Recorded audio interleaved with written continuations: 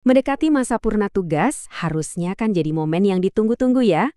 Tapi jujur aja, ngurus pensiun itu seringkali terasa ribet dan bikin bingung.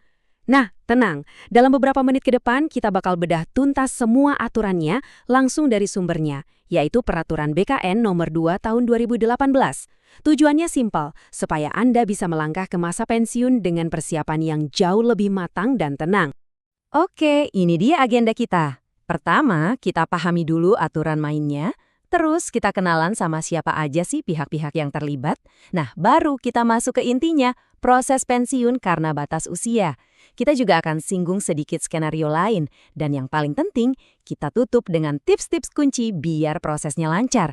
Yuk kita mulai. Oke, bagian pertama. Kenapa sih peraturan ini penting banget?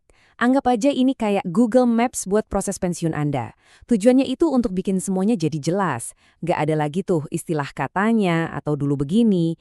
Peraturan ini memastikan prosesnya standar dimanapun Anda kerja, transparan, dan pastinya lebih cepat karena semuanya udah digital. Nah, tujuan utamanya ya ini, kelancaran. Peraturan ini dibuat supaya semua pihak, mulai dari Anda sebagai PNS, instansi tempat Anda kerja, sampai BKN di pusat itu satu frekuensi. Nggak ada lagi ceritanya proses mandek di tengah jalan karena aturannya beda-beda.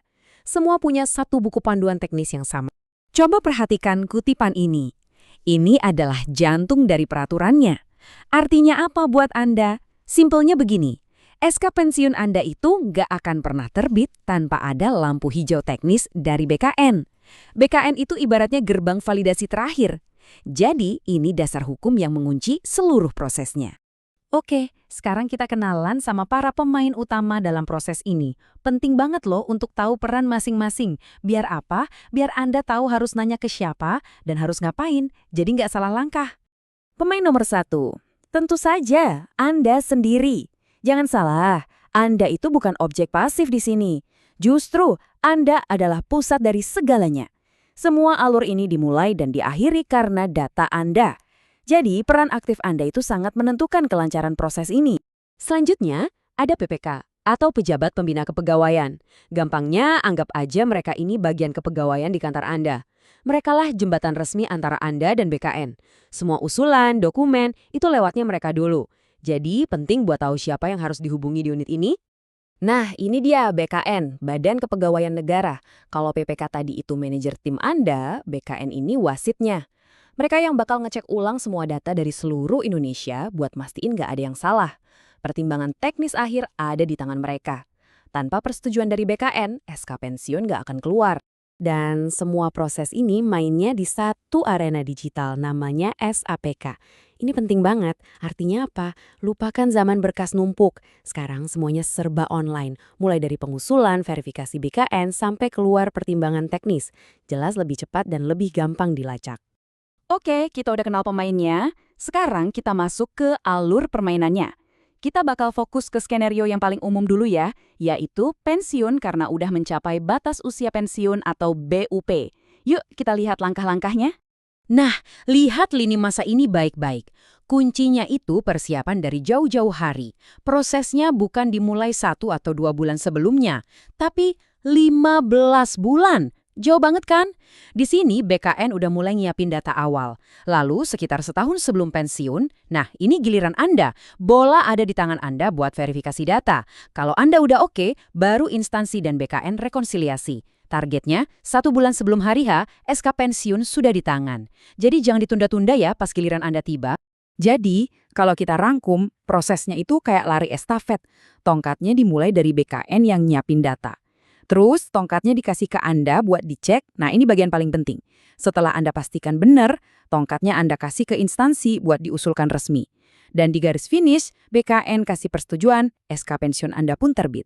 Alurnya jelas banget. Dari semua langkah tadi, kalau ada satu hal aja yang harus Anda ingat, inilah dia. Peran Anda di tahap verifikasi data itu krusial banget, benar-benar jadi penentu. Bayangin deh, data yang akurat itu ibaratnya jalan tol, prosesnya lancar jaya. Tapi kalau ada satu aja salah ketik nama atau tanggal lahir, wah itu bisa bikin proses Anda masuk jalanan macet, bolak-balik ngurus administrasi. Jadi ketelitian Anda di sini itu investasi waktu yang sangat berharga.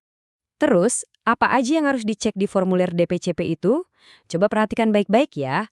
Pertama, data diri. nama, tanggal lahir, pangkat, masa kerja, pastikan semuanya sesuai dokumen. Kedua, data keluarga. Nama pasangan dan anak-anak jangan sampai salah satu huruf pun. Dan yang terakhir, ini sering lupa nih, alamat setelah pensiun. Luangkan waktu, cocokkan lagi sama KTP, KK, dan SK terakhir. Jangan buru-buru. Nah, kira-kira beginilah wujud formulirnya. Mungkin kelihatannya agak rumit ya, banyak kolomnya, tapi anggap aja ini rapor akhir dari seluruh karir Anda sebagai PNS. Setiap data di sini bakal jadi dasar perhitungan hak pensiun Anda. Jadi, ini bukan sekedar formulir, tapi tiket emas Anda menuju masa purna tugas yang tenang. Tentunya nggak semua orang pensiun karena sudah mencapai batas usia. Ada juga skenario-skenario lain. Nah, di bagian ini kita akan bahas singkat apa aja bedanya. Misalnya kalau Anda mau pensiun atas permintaan sendiri atau karena alasan kesehatan. Tabel ini udah merangkum semuanya dengan jelas. Intinya simple, beda alasan pensiun, beda juga dokumen kuncinya. Kalau atas permintaan sendiri, ya butuh surat permohonan. Kalau karena perampingan, perlu surat keterangan khusus. Dan untuk alasan kesehatan, wajib ada surat dari tim penguji kesehatan. Jadi kuncinya, siapkan dokumen yang tepat sesuai kondisi Anda. Oke, kita sampai di bagian terakhir. Anggap aja ini rangkuman atau contekan dari semua yang udah kita bahas. Ini adalah poin-poin paling penting yang bisa memastikan proses pensiun Anda berjalan semulus mungkin. Jadi, apa aja kunci suksesnya? Kita rangkum ya. 1. Proaktif. Jangan nunggu, tapi jemput bola. Cek data Anda di SAPK dari sekarang. 2. Cepat tanggap. Begitu DPCP datang, jangan ditunda. Langsung periksa. 3. Siapkan dokumen. Cicil dari sekarang, siapkan salinan akta nikah, akta lahir, dan lain-lain. 4. Pahami alur digital. Ingat, semua lewat sistem online SAPK. Dan 5. Komunikasi. Jaga hubungan baik dengan bagian kepegawaian. Mereka itu partner Anda. Dan kalau ada satu angka yang harus Anda ingat dari semua ini dia, 15. 15 hari kerja. Itulah batas waktu Anda buat ngecek dan balikin formulir DPCP. Kenapa ini penting banget? Karena kalau Anda telat, proses selanjutnya bakal ikut tertunda semua. Jadi, catat di kalender Anda, 15 hari kerja. Nah, dengan memahami aturan main ini, Anda selangkah lebih dekat ke masa purna tugas yang tenang. Dengan bekal pemahaman alur dan persiapan yang matang, Anda sekarang pegang kendali atas proses ini. Selamat mempersiapkan babak baru dalam hidup Anda dengan lebih percaya diri dan pastinya lebih terencana.